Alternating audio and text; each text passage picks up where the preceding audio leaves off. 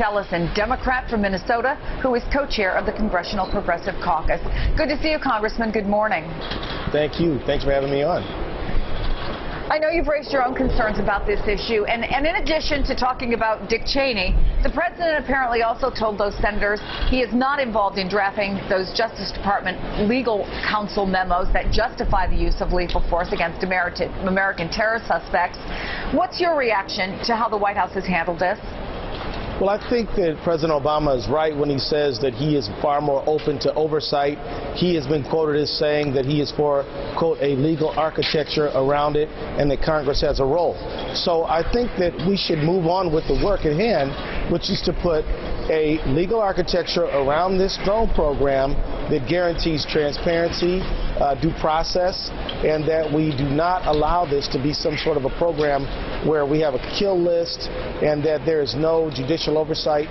I mean, I think it's time to just get about the business. I wrote an op-ed on this issue well over a month ago in January, and I'm glad that it's really getting the kind of attention it deserves.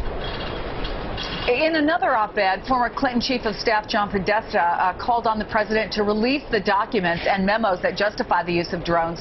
He writes that by refusing to do so, and I'm quoting here, President Obama is ignoring the system of checks and balances that has governed our country from its earliest days. And in keeping this information from the American people, he is undermining the nation's ability to be a leader on the world stage and is acting in opposition to democratic principles we hold most important.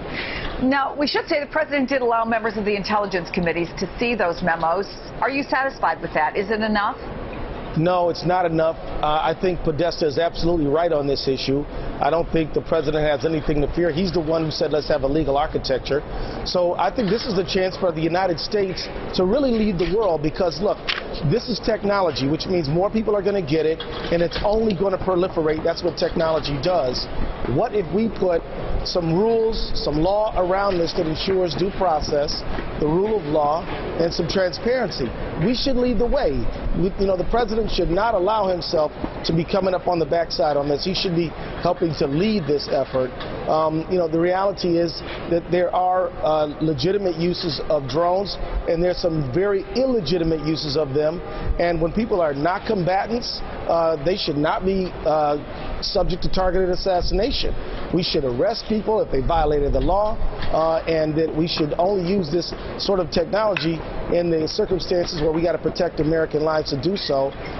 But I think that the technology has outrun the rules, and we've got to get a handle on this right away. I agree with Podesta. There's been some disagreement on this even within the Republican Party over the use of drones, and I'm sure that you saw John McCain criticizing Rand Paul, who filibustered, and he said Paul was foolish to be worried about drones being used on Americans on U.S. soil. Who's right on that one? Well, let me tell you, I probably would disagree with Rand Paul on 99% of all things, but I am very glad that he used the power of the filibuster to go to the House floor and dramatize this issue around drones. I mean, like I said, I wrote an op-ed about it. Folks didn't get much attention, but his 13-hour filibuster really garnered a lot of attention, and now we're talking about drones.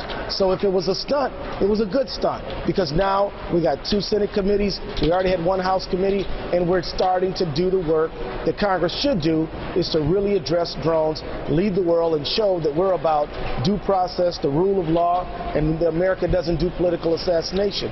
That's what we should be doing, and I think Rand Paul can take a little credit for it. And Congressman, before we let you go, I want to ask you about the